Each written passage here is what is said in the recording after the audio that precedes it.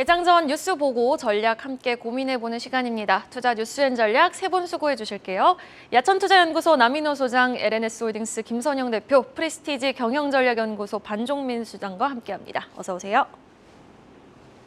투자 뉴스 바로 확인해 보겠습니다. 미국 11월 소비자 물가지수가 전년 동월 대비 7.1% 증가하며 시장 전망치를 하회했습니다. 지난달 한국은행 금융통화위원회가 기준금리를 0.25%포인트 인상한 가운데 향후 추가 금리 인상과 관련 금통위원들의 의견이 크게 엇갈린 것으로 나타났습니다. 대다수의 위원들은 금리 인상을 하되 속도 조절이 필요하다는 의견을 피력했습니다. 로이터 통신은 중국이 미국의 견제에 맞서 자국 반도체 산업을 키우기 위해 우리 돈 약 187조 원 이상의 지원 패키지를 준비하고 있다고 보도했습니다. 유럽연합이 자국보다 탄소 배출이 많은 국가에서 생산 수입하는 제품에 관세를 매기는 이른바 탄소 국경 조정제도 도입에 현지 시간 13일 합의했다고 로이터 통신이 보도했습니다. 메리츠 금융지주와 매각 주관사인 NH투자증권은 KCGI를 인수 우선 협상자로 선정하고 매각 양해각서를 체결했습니다. 현재 매각과 협상 진행 단계입니다. 삼성 디스플레이가 지난 7일 폴더블 디스플레이 핵심 소재인 초방막 강화 유리의 생산 능력 확대를 위해 UTG 전문자 회사 도우 인시스에 420억 원 규모의 전환 사채를 매입했습니다. 자, 예상치를 하회한 11월 소비자 물가지수, 이에 따라 밤사이 뉴욕 증시는 반등에 성공을 했습니다.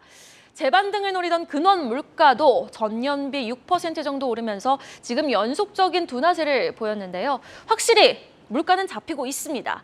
이제 우리는 그래서 국내 시장은 얼마나 더 오를 수 있나에 주목을 하게 될 텐데 일단 밤사이 나온 물가 지표 좀 샅샅이 체크해 볼까요? 네, 지난주에 PPI가 예상치보다 좀 높게 나오면서 아무래도 이거에 대해서 걱정하신 분이 많으셨을 텐데 일단 어제 발표된 수치는 여러분들 확인하신 대로 예상치보다 훨씬 더 개선된 수치가 발표가 됐습니다.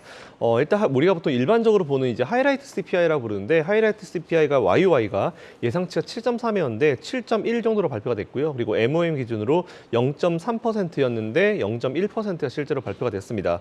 그리고 이제 연준이 최근에 가장 좀 중요하게 생각하는 코어 CPI 같은 경우는 YOY가 예상치 6.1이었는데 6.02 발표가 됐고요. 그리고 MOM은 예상치가 0.3이었는데 0.2 모든 것들이 다 예상치를 하회를 했습니다. 일단 모든 항목에서 예상치보다 개선된 수치가 발표가 됐고요. 이미 근데 사실 지난주에 옐런 재무장관이 이런 얘기를 했죠. 이제 인플레이션을 잡기 위해서 굳이 경기 침체를 만들 필요가 없다라는 얘기를 했습니다. 이건 아무래도 시장이 지금 너무 일반적으로 이제 받아들이고 있는 것 같아요. 뭐 지금 인플레이션 잡으려면 경기 침체도 뭐 불가피하다 이런 식으로 이미 너무 받아들이고 밑에 깔고 가는 경향이 좀 있었기 때문에 옐런 인장이 이런 멘트를 했었고요. 사실 이런 멘트를 하기 전에 이런 CPI는 이미 데이터를 대략적으로 보고 멘트를 했던 것으로 이제 예상하고 있습니다. 어쨌든 이제 남은 거는 이제 오늘 진행되는 12월 FOMC인데 아마도 금리 인상은 50bp 갈 것 같습니다. 하지만 중요한 것은 오늘 금리 인상 수준이 아니라 잘 아시는 대로 이제 내년에 연준 위원들이 생각하는 최종금리 과연 얼마나 찍었는지가 중요한 것 같은데 사실 저는 내일 발표된 최종금리도 너무 이제 의미를 둘 필요가 없다라고 생각하는 부분이 왜 그러냐면은 항상 파월 의장이 이런 얘기를 합니다. 이거는 확정된 게 아닙니다. 지금 현재 상황 기준으로는 내년에 이렇게 할 것 같으니까 이 수치는 언제나 변할 수 있습니다를 항상 말을 하는데 시장은 오히려 이걸 좀 신경을 못 쓰고 있는 것 같습니다. 이 부분 좀 체크하시면 좋을 것 같고요. 파월 의장의 인터뷰가 예정되어 있는 만큼 이제 나플락과 함께 이제 점도표와 함께 파월 의장의 회견에 좀 집중을 하시면 좋을 것 같습니다. 근데 사실 지금 걱정거리들이 좀 되게 많으실 거예요. 근데 어쨌든 중요한 부분은 뭐냐면은 이제 앞에서 말씀드린 대로 내년에 실제로 이제 어떤 식으로 연준이 예상하는지가 중요한 것 같고요. 그리고 아마 앞에서 앵커님 말씀하신 대로 우리나라는 그러면 언제까지 금리 인상이 될 것인가? 앞에서 이제 세 분이 위원들이 그런 말씀하셨다고 하죠. 지금 금리 인상을 하는 건 맞지만 속도 조절은 필요하다. 이 얘기는 금리 인상 지금 멈출 때 아니라는 그런 얘기고요. 물론 속도는 조절하겠다는 그런 의미인데 아무래도 미 연준이 속도 조절을 하는 것보다 우리나라는 좀 더 늦게 조절할 가능성이 높습니다. 그 얘기는 내년에도 우리나라 금리 인상은 어느 정도 이어질 가능성이 있다라고 보고 하시는 게 맞다라고 좀 개인적으로 생각하고 있고요. 어쨌든 이에 맞춰서 오늘 밤에 이제 시작된 FOMC 결과를 한번 잘 보시고 또 대응해 보시고 또 결과가 나오면은 저도 따로 멘트를 드리도록 하겠습니다. 네. 에너지 부문에서 크게 하락이 나왔고요. 또 중고차 가격에서는 더 큰 하락이 나왔습니다. 11월 미국 소비자 물가지수 예상치를 하회한 결과를 발표를 했습니다. 자, 일단 시장은 국내 시장이 또 어떻게 반응해 줄지 여부에 주목이 되고 있는데 뉴욕 증시는 강하게 반등이 나왔다가 살짝 반등폭은 좀 반납하는 모습을 보였거든요. 국내 시장도 좀 FOMC 회의 결과까지 지켜볼까요? 아니면은 강하게 좀 반등을 해줄까요? 어떻게 보세요? 제가 봤을 때는 뭐 미국 그 뉴욕 시장과 비슷하게 흘러가지 않을까 바라보고 있고요. 아무래도 뭐 전 거래일에 뭐 계속 변동성이 계속 많기는 했습니다. 변동성이 많기는 했고 아직까지 FOMC에 대한 그 기대감에 따라 굉장히 좀 많이 달라지는 부분들이 있는데 이게 결국은 발표가 확실하게 어떻게 나온지에 따라 우리나라 주가가 산타랠리로 이어질지 그 부분들은 좀 명확하게 더 봐야 되지 않을까 보고 있습니다. 사실 뭐 제일 중요한 부분들은 뭐 미국에서는 경제 상황을 굉장히 안 좋게 보고 있는 흐름이긴 하지만 국내 역시도 마찬가지입니다. 국내도 굉장히 뭐 내년에도 경제 성장이 굉장히 좀 좋지 않을 거라고 판단이 되기 때문에 이 상황에서는 제가 봤을 때는 경기 방어주 위주로 좀 네. 포트를 하나 추가를 해보는 게 낫지 않을까 바라보고 있습니다. 그래서 제가 봤을 때는 가스나 편의점 그리고 음식료 쪽에 포트를 하나는 좀 집어넣어 보시는 게 낫지 않을까 바라보고 있고요. 대표적으로 제가 봤을 때는 이마트를 좀 눈여겨보시는 게 낫지 않을까 바라보고 있습니다. 사실 이 이마트는 국내 대형 1위 업체다, 대형마트 1위 업체다 보실 수 있겠고요. 사실 분기 매출은 역대 최대 매출을 기록을 했지만은 영업이익은 전년 대비 좀 감소를 했습니다. 이 부분들을 봤을 때는 뭐 앞으로 좋지는 않을 것 같다라고 예상을 하실 수는 있겠지만 최근에 그 이마트 트레이더스 멤버십 제도 도입과 또한 이마트 의무 휴업 규제 완화에 관련된 이슈가 나와 있기 때문에 매출적으로 앞으로 좀 크게 기대를 해볼 수 있지 않을까 바라보고 있고요. 사실 그 의무 휴업 규제 완화는 굉장히 그 대형마트에 대해서 호재거리로 보실 수 있겠습니다. 즉 주말에 매출이 굉장히 좀 크게 발생할 수 있기 때문에 앞으로 이마트를 좀 주목을 해볼 필요가 있지 않을까 바라보고 있습니다. 무엇보다도 그 경기 방어주로서는 제일 생필품이나 이런 구매를 하기가 좀 필요한데 이마트24, 즉 그 이마트의 편의점 기업이 있습니다. 이마트24를 좀 주목을 해볼 필요가 있고요. 이마트24 편의점이 전년 대비 11억 증가한 57억 원 흑자를 기록을 했습니다. 다른 편의점 3사하는 매출의 일정 비율에 대한 가맹점 수수료를 제공하는 부분들이 있지만 이마트는 고정 월회용 지출 비용을 통해서 그 가맹점주가 좀 어떻게 보면 부담감을 많이 줄일 수 있는 점포 전략을 취하고 있기 때문에 이마트24의 성장세는 굉장히 앞으로 이마트에도 굉장히 긍정적인 역할을 하지 않을까 바라보고 있습니다. 무엇보다도 이게 코로나 기간 동안 다른 그 어떻게 보면 뷰티의 로드샵과 달리 올리브영의 경우에도 그 점포수의 확대를 통한 성공 전략을 취했던 기록이 있기 때문에 이 이마트24도 점차 지금 점포가 늘어가고 있거든요. 이러한 점포가 늘어갔을 경우에는 어떻게 보면 경기 방어주로서 또한 편의점주로서 굉장히 좀 주목을 해볼 필요가 있지 않을까 바라보고 있습니다. 좀 더 특이점이 있다면은 12월부터 외인과 기관의 순매수세가 계속 유입되는 흐름들을 봤을 때는 상승 흐름을 좀 더 가져갈 수 있는 점을 볼 수 있겠고요. 제가 봤을 때 12만 원까지도 주목을 해볼 필요가 있다라는 말씀을 드리겠습니다. 네, 경기 방어주 편입 전략이 지금 시점에서는 유효하고 그리고 또 우리 한 이틀 전이었나요? 남인호 소장님과 함께 체크해봤던 이마트 관련해서 여전히 좀 상승 여력이 있다라고 반정민 소장님도 긍정적인 진단 내려주셨습니다. 자, 이렇게 기다리던 지표는 예상치를 하회했지만 글쎄요, 시장에선 산타 랠리에 대한 기대감이 좀 옅어져만 가는 거 아닌지 모르겠습니다. 이어지는 이슈, 의무보호 예수 해제를 앞두고 불거지는 오버행 리스크 한번 확인해 보겠습니다. 아무래도 경기 침체 우려의 목소리는 커지고 있고 또 금리 인상 기조는 꺾이지 않고 있으니 투자자들의 마음은 조급해지기 마련이죠. 투자금 회수 하루 좀 빨리 해야 되겠네, 하루라도 빨리 해야 되겠다라는 마음이 바빠질 수밖에 없습니다. 그렇게 된다면은 지금 시장에서 오버행 물량이 많이 나올 수밖에 없겠어요, 남인호 소장님.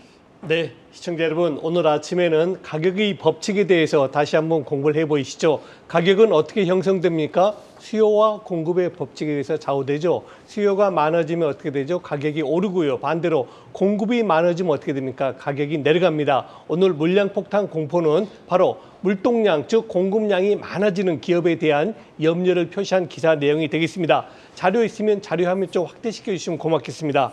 자, 여러분 어떻습니까?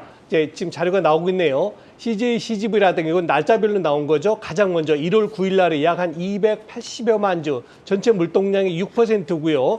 또 키다리 스튜디오라든가 문제는 LG 에너지 솔루션이죠. 다음 달 1월 27일 약 한 달 뒤인데요. 약 790만 주 우리 사주 물량이 풀리게 돼 있습니다. 그리고 정말 큰일은 2월 22일 날 소카는 왜 저렇게 되는지 저도 잘 이해가 안 가는데요. 전체 유동 물량의 43% 1,400만 주가 공급이 된답니다. 자, 이것만 보면 큰일 났구나. 이들 주식 계속 내려가겠구나 하고 염려가 커지실 겁니다. 그러나 저는 그렇게 생각하지 않습니다. 왜 그러냐면은 우리가 이 물량을 모르는 물량이었으면 문제가 큽니다. 그러나 이미 이런 물량은 앞으로 나올 것이라는 것이 1년 전부터 공개가 돼 있던 것이고요. 가장 핵심은 뭐냐면 주가가 반영을 시켰느냐 시키지 못했냐입니다. 지금 CJ, CGV 보십시오. 굉장히 업황 좋지만 어제 그제 큰 폭 내려갔죠. 스튜디오 마찬가지 내려갔죠. 왜 그럴까요? 아, 이거 한 달 뒤면은 물량 나오지. 이 염려가 표시된 겁니다. LG엔솔 불과 한 달 전만 해도 굉장히 좋았지 않습니까? 그런데 왜 갑자기 최근에 20%나 급락했습니까?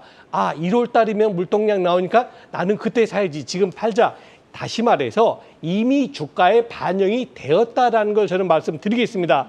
다만 이건 있죠. 정말 그 100% 반영이 다 되었습니까? 거기에 대해서는 그 누구도 모릅니다. 그러니까 앞으로 이 물량이 얼마나 더 나올지에 대해서 그것이 주가를 얼마나 더 내릴지에 대해서 자신감을 가지고 계신 투자자분은 계속 투자하시고 아, 나는 도저히 그거 맞출 자신이 없다. 그러신 분은 방금 소개해드린 종목 일단 한 달간만 피해 있으십시오. 그 다음에 다시 들어오셔도 되지 않을까 말씀을 드리겠습니다.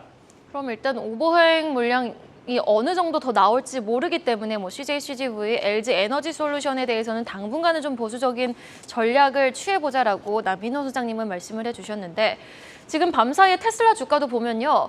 많이 빠졌어요. 160달러 선 사수도 좀 힘겨워 보이는 모습을 보였는데 LG 에너지 솔루션 주주분들 참 걱정 많으실 것 같거든요. 전반적으로 좀 주의가 주의 깊게 살펴봐야 될 종목이 있다면 어떤 종목이 있을까요? 네, 아까 소장님께서 말씀하신 부분에 대해서는 굉장히 좀 동의를 하고요. 사실 이 2차 전지 관련된 종목들이 계속 하락을 하고 있잖아요. 이 2차 전지에 하락을 하는 이유는 경기 침체도 있지만은 전 세계 자국 보호 정책에 대한 이슈가 계속 부각돼서 어떻게 보면 큰 역할을 하는 것 같습니다. 적어도 이번 연도는 제가 보기에는 2차 전지 관련된 종목들이 상승하기에는 좀 어려울 것 같고요. 네. EU 특이점이 있다면 EU가 그 내년부터 탄소 국경 조정 제도를 시행하는 부분들이 있는데 이게 5, 6건 중에 역외 보조금 규제와 배터리 규정에 관련된 정책이 발표가 됩니다. 특히 역외 보조금 규제와 관련된 부분들은 역내 진출 기업이 받은 정부 보조금 EU 시장의 왜곡 판단이 되었을 때는 취소 등 제재가 부과되고요. 배터리 규정의 경우에는 역내 유통 배터리 재생 원료 사용 및 탄소 배출량 제한에 대한 규정이 나오고 있습니다. 즉 한국 배터리 3사는 법안 중에 재활용 사용 의무 규정 기준이 굉장히 비현실적이다라고 발표는 했지만 EU 측에 완화를 요구를 했고 의견서를 전달했지만 이게 받아들여질지는 앞으로 좀 미지수거든요. 즉 이러한 이슈가 있기 때문에 IRA와 또한 그 EU 자국 보호주의 정책이라고 얘기를 하는데 우선주의 정책이라고 하는데 이게 좀 어느 정도 해소가 돼야지만 2차 전지나 전기차 섹터가 좀 올라가지 않을까 바라보고 있습니다. 즉 자국 우선주의 움직임이 부정적인 영향을 좀 끼칠 것으로 바라보고 있고요. 이러한 대표적인 종목들 봤을 때는 LG 에너지 솔루션입니다. 이 LG 에너지 솔루션은 3사 배터리 기업이 앞으로 EU 시장 진입 문턱이 굉장히 좀 높아질 수 있다라고 예측이 되고 있고 또한 그 재생 원료 사용 의무와 탄소 배출량 규정을 담은 배터리 규정 시행을 사실상 확정을 했기 때문에 어떻게 보면은 앞으로 그 지금 하락하고 있는 부분에서 좀 더 하락을 할 수 있는 기준점을 가져가고 있지 않나 바라보고 있습니다. 즉 뭐 내년에 1월 27일에 뭐 우리 사주 관련된 보호예수 해제가 나오고는 있지만 그렇다 한다 하더라도 지금 IRA나 EU 그 자국 우선주의 정책을 봤을 때는 이 2차 전지나 LG 에너지 솔루션이 좀 더 조정폭을 받을 수 있지 않을까 바라보고 있고요.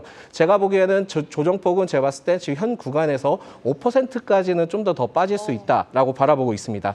그래서 제가 봤을 때는 보호예수 해제 전까지는 당분간은 좀 관망의 자세를 취하는 게 낫지 않을까 바라보고 있고요. 제가 보기에 47만 원 이하까지는 조정을 받을 수 있다. 더 빠지게 된다면 45만 원대까지 바라보신다면 그때 매수를 진행하시는 게 낫지 않나 바라보고 있습니다. 유일하게 올해 시장 이렇게 힘들었어도 상승했던 섹터가 2차 전지 섹터였거든요.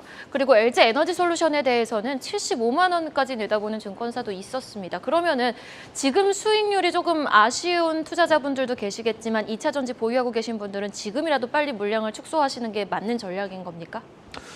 지금 사실 뭐 물량을 축소를 하기에는 좀 다소 늦은 감이 있지 않나 바라보고 있고요. 오히려 비중이 너무 크다 하시다면, 비중이 좀 많다 하시다면 일부 물량을 줄이는 게 낫고, 그렇지 않다 한다면 내년 1월 정도 때나 그때는 좀 추가 매수를 통해서 진행해 보시는 게 낫지 않나. 지금은 좀 버티면서 가주는 게 중요하다라는 말씀을 드리겠습니다. 이미 또 지금 물량을 축소하기에는 좀 늦은 시점이다라고 정리를 해주셨습니다. 자, 이어서 그럼 섹터별 뉴스로 넘어가 보도록 하겠습니다. 지난달 미중 정상은 오랜 시간 좀 마주보면서 만남을 가졌지만 이 두 나라 간의 패권 경쟁은 더 격화되고 있는 모습입니다.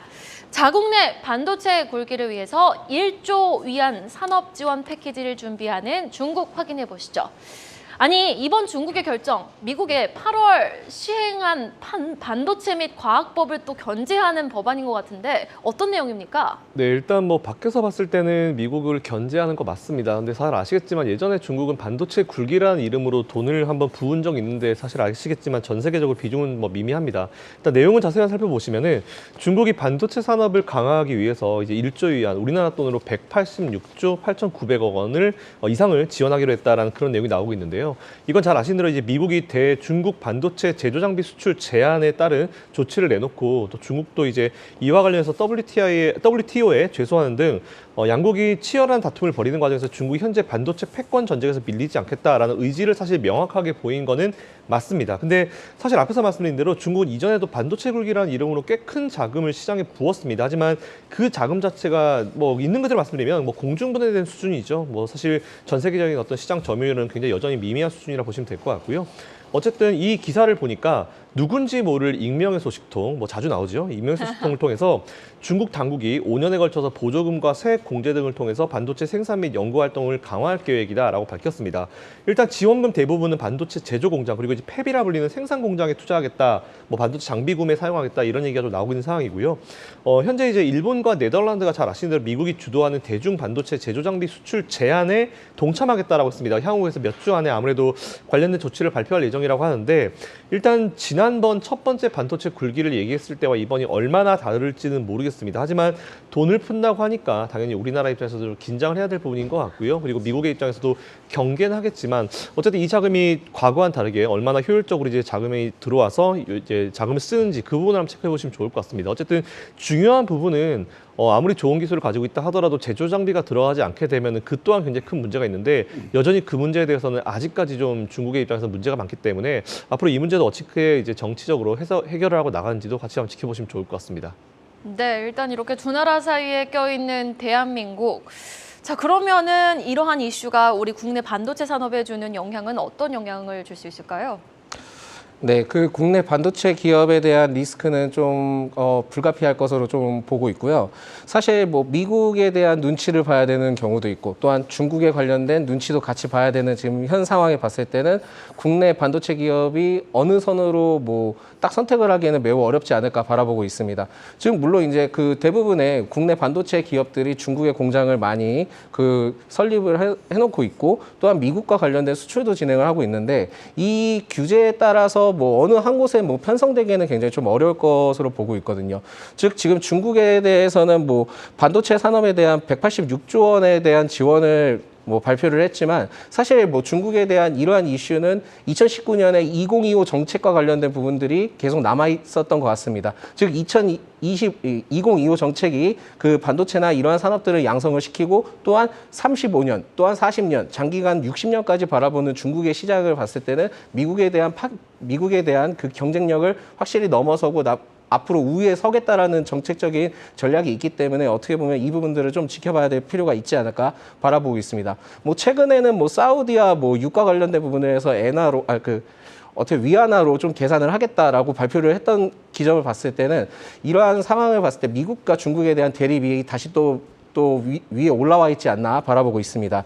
즉 이러한 흐름을 봤을 때는 삼성전자 역시 뭐 중국에다가 공장을 운영을 하고 있고 또한 SK 하이닉스도 중국에다 공장을 운영하고 있는데 이게 관련 나중에 추후에 그 미국의 걸림돌이 될 수도 있고 중국의 걸림돌이 될 수 있기 때문에 지금 모든 상황에서는 다 리스크가 남아 있다 보시면 될 것 같습니다.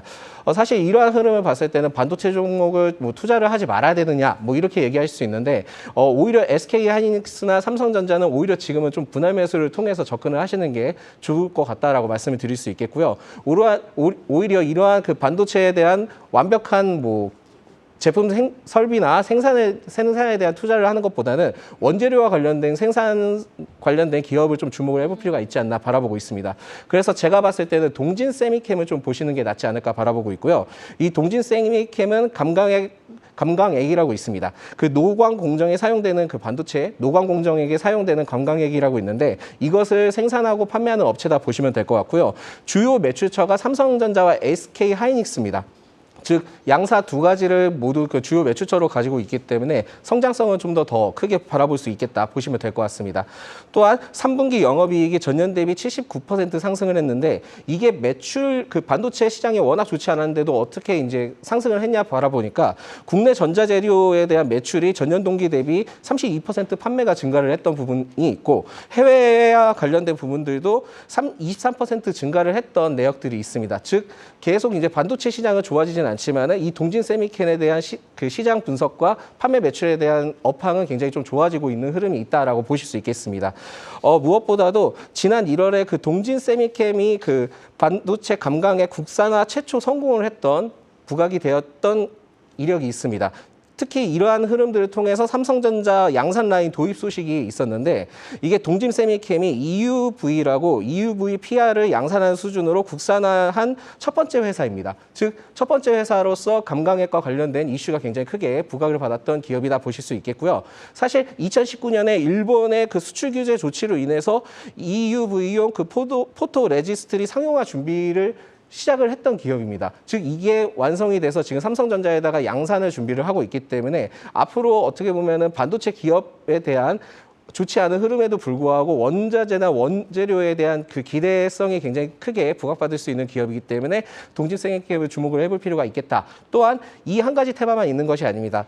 작년에 유럽 리튬 이온 배터리 생산 업체인 노스볼트라는 기업이 있는데 이 배터리 셀 양산을 통해서 본격적으로 2차 전지 사업에도 진행을 하고 있는 기업이다 보실 수 있겠습니다. 즉 앞으로 반도체 감광액과 관련된 이슈도 있지만은 2차 전지와 관련된 이슈가 같이 복합적으로 이루어져 있는 기업이다 보시면 되겠습니다. 또한 이런 부분들을 봤을 때는 응급제에 대한 본격적인 공급을 진행하기 때문에 앞으로 제가 봤을 때는 반도체 한 가지 섹터만 바라볼 게 아니라 양 두 가지 섹터를 같이 바라보는 기업을 위주로 편성을 하시면은 제가 봤을 때 반도체 기업도 괜찮지 않을까 바라보고 있습니다. 그래서 제가 봤을 때 현 구간이 31,800원인데 1차 목표가까지는 한 35,000원까지는 갈 것 같고요. 최대한 한 4만 원까지는 무난하게 가지 않을까 바라보고 있습니다. 네, 알겠습니다. 반도체 안에서도 좀 팔방미인 종목을 골라서 옥석 가리기가 중요해 보이는 시점이다라고 말해주시면서 동진 세미캠에 대한 추가 상승 여력 진단해 주셨네요. 자, 이어지는 기사도 반도체 관련 뉴스입니다. 지금 삼성이 매우 고분분투하고 잘하려는 쪽, 바로 지금 파운드리죠. 그런데 이거 희소식 아닙니까? 파운드리 매출이 처음으로 낸드 플래시를 추월했다라는 소식인데 어떤 내용입니까? 예.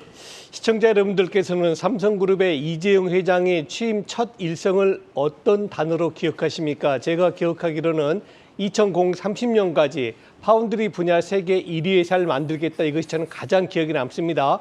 아니 지금이 18% 마켓 쉐어고 TSMC 경쟁자인 1위인 TSMC는 55% 거의 3배가 앞서 있는데 어떻게 7년 만에 그게 따라잡지 이런 생각 가졌는데 지금 그 성과가 하나씩 나오고 있습니다. 금년도 3분기 삼성전자의 파운드리 분야가 바로 메모리 반도체의 핵심이라고 볼 수 있죠. 낸드 플래시 매출보다 더 커졌다는 것입니다. 여러분 메모리하고 비메모리의 가장 큰 차이 뭘로 보이십니까? 저는 이렇게 머릿속에 넣고 있습니다. 메모리는 기성복이다. 우리가 뭐 백화점이나 양장점 가서 바로 옷 살 수 있는 거고 비메모리는 뭡니까?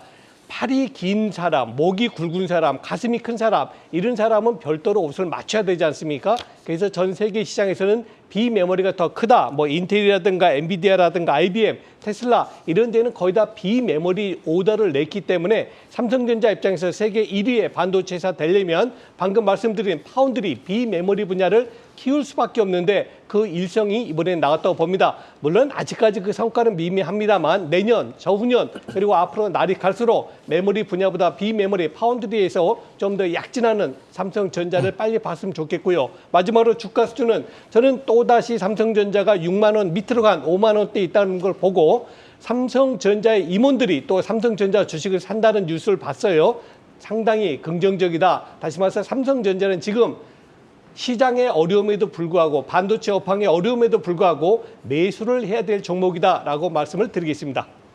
네, 이렇게 6만 원이 깨져도 5만 9천 원 선 하단이 지지되고 있는 모습. 어제 임원들의 자사주 매입 소식이 있었던 만큼 올해가 가기 전에 6만전자 안착 및 주가 회복을 한번 기대해 보도록 하겠습니다. 바로 다음 소식 확인해 보죠. 메리츠 자산운용. 강성부 펀드에 매각을 추진한다라는 소식이네요. 네, 맞습니다. 국내에 몇 안 되는 행동주의 투자 전략을 취하고 있는 이제 강성부 펀드라 불리는 KCGI가 운용자산 3조 원의 메리츠 자산운용을 인수한다라는 그런 소식이 좀 나왔는데요. 사실 뭐 그동안 사모펀드를 위주로 했죠. 사모펀드를 위주로 활동을 했는데 이번 인수를 발판으로 자금줄을 그동안은 이제 사모펀드에서 자금줄을 가져왔지만 지금부터는 일반 개인 등 일반 투자자로 한번 확대를 해서 공모펀드로 사업 영역을 좀 확장해 보겠다라는 그런 전략이 아닌가라고 생각됩니다. 정말 쉽게 얘기하면은 그동안은 이제 사모를 했는데 이제 앞으로는 일반 투자자한테 우리는 자금줄로 넘기겠다, 뭐 같이 한번 해보겠다 이런 느낌으로 좀 보시면 될 것 같고요. 매각가 같은 경우는 이제 메리츠 금융지주 지분 100%를 기준으로 한 500억 정도 안팎이 될 것 같습니다. 일단 메리츠는 뭐 당연히 전액 매각을 지금 계획을 하고 있는 그런 상황이고요. 메리츠 자산 운용 같은 경우는 잘 아시겠지만 운용 자산이 3조 원에 달하긴 하지만 작년 총계 같은 경우를 제가 살펴봤더니 이제 작년 말 기준으로 361억 정도 나오고요. 자본 총계가.